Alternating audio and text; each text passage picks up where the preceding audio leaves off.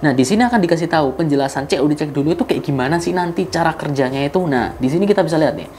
Yang pertama, itu kan pilih COD cek dulu sebagai metode pembayaran, which is sudah kita pilih, gitu kan. Nah, ketika kurir untuk pesanan COD-mu itu sampai di alamat tujuan ya, kamu bisa meminta kurir untuk membuka paket sebelum membayar. Jadi, kalian bisa minta kurir nih kayak aku pengen lihat dulu dong, aku pengen cek dulu dong barangnya, kayak gitu. Nah, setelah itu, kamu diperbolehkan untuk membuka paket terlebih dahulu dan cek apakah pesanan sudah sesuai atau belum sebelum melakukan pembayaran. Ya, ingat ya kata kuncinya di sini ya.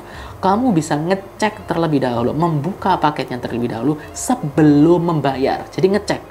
Misalnya nih, katakanlah teman-teman pesen bantal, misalnya bantal 2, harganya 40.000, katakan, loh kok paketnya kecil, aku nggak percaya nih, buka dulu. Nah, dengan metode pembayaran COD cek dulu, bisa.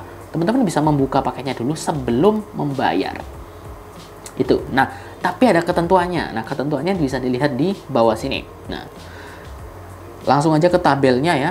Ketentuannya, paket yang bisa dibuka itu adalah misalnya tipenya bungkus luarnya. Bungkus luarnya ya, itu plastik yang bisa dibuka ya. Plastik, bubble wrap, kardus atau kotak itu boleh dibuka. Tapi kalau kemasan kayu itu nggak boleh dibuka. Contoh, teman-teman beli handphone katakanlah di packing kayunya nggak boleh dibuka. Oke? Kalau misalnya teman-teman beli televisi, terus ngirimnya di packing kayunya nggak boleh dibuka. Itu aturannya seperti itu ya. Itu bungkus luar, kemudian bungkus dalamnya, misalnya setelah bubble wrap atau setelah packing kayu dan sebagainya, di dalamnya ada bungkus bubble wrap lagi. Nah, itu boleh dibuka. Terus kemudian ada bungkus tanpa stiker atau label, boleh dibuka. Bungkus yang bisa dibuka atau ditutup kembali, contohnya zipper. Jadi misalnya teman-teman beli apa ya yang ada zippernya itu ya, jilbab misalnya, jilbab terus dipaketin ada zippernya, jadi nanti bisa dibuka, terus nanti ngelihat jilbabnya terus dimasukin lagi, ditutup lagi, itu boleh dibuka ya. Yang nggak boleh adalah bungkus dengan stiker atau label. Jadi misalnya bungkusnya ditempelin stiker gitu, itu nggak boleh dibuka. Bungkus yang disegel, nah ini yang disegel tadi yang dengan stiker itu kayak balik ya. Bungkus dengan, nah yang nggak boleh itu bungkus dengan stiker atau label. Jadi misalnya katakanlah ada kardus atau ada plastik gitu dengan stiker atau label dari penjual, ya itu nggak boleh dibuka kalau ada stiker atau labelnya ya. Kemudian bungkus yang disegel atau di staples ya. Jadi bungkus yang disegel misalnya handphone katakanlah, ini ada banyak pertanyaan nih, apakah handphone boleh dibuka? Kalau bungkus handphonenya itu ada segelnya, maka itu nggak boleh dibuka.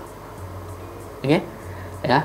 Kalau misalnya apapun ya, barang apapun, nggak hanya handphone, misalnya jam tangan, di bungkusnya itu ada segelnya, itu nggak boleh dibuka ya. Kemudian bungkus yang tidak bisa ditutup kembali, contoh misalnya apa ya nggak bisa ditutup kembali, misalnya katakanlah pakaian jilbab misalnya, tapi bungkusnya itu yang harus disobek untuk membuka, nah itu nggak boleh. Kemudian bungkus dari barang higienis, contohnya pakaian dalam, pakaian renang dan sebagainya, itu nggak boleh dibuka. Kemudian bungkus barang yang dapat dikonsumsi atau dipakai habis, contoh makanan, minuman, perawatan tubuh, obat, masker, dan lain-lain, itu nggak bisa atau nggak boleh dibuka.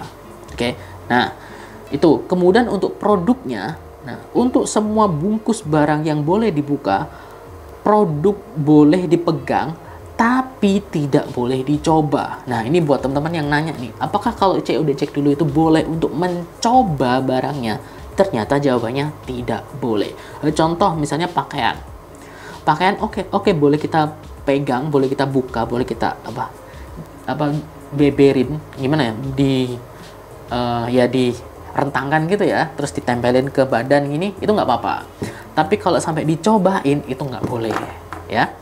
Itu apabila terjadi kerusakan dalam proses pengecekan barang, pembeli harus membayar pesanan kepada kurir di tempat dan garansi tidak berlaku lagi. Jadi misalnya katakanlah bajunya sobek atau bajunya kotor, nah itu pembeli wajib membayar ya kalau terjadi sesuatu sama barangnya. Makanya Tujuannya COD cek dulu ini bukan untuk memastikan barang itu berfungsi atau enggak. Kalau barang itu berfungsi atau enggak itu nanti hal lain ya, di luar ini. Ya, nanti kalian bisa komplain. COD cek dulu itu cuma memastikan bahwa apakah barang yang aku beli, yang kita beli itu sesuai nggak dengan deskripsi, sesuai nggak dengan yang ada di aplikasi. Contoh, aku beli celana katakanlah warna biru, kok yang datang warna hitam, nah cuman itu doang. Kalau ternyata setelah dibuka, loh kok warna hitam, aku nggak mau bayar, ya itu nggak apa-apa. Misalnya katakanlah, aku beli celana size M, kok yang dikirim size S, nah itu, celana nggak ada size ya, ya itulah ya, baju misalnya, baju size M, ternyata yang dikirim size S, nah itu nggak bisa. Aku beli sepatu ukuran 40, kok yang datang 36, nah itu apa? Untuk ngecek itu sebenarnya COD cek dulu itu. Nah.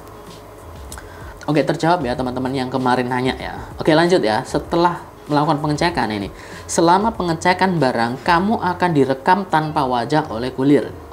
Jadi kurir akan ngerekam pakai handphone gini ya. Kamu membuka barang, tapi yang di rekam itu cuma tangan doang. Kamu berhak menolak. Misalnya kurir ngerekam sama wajah kamu berhak menolak. Nggak boleh. Nggak Pak. Nggak bisa.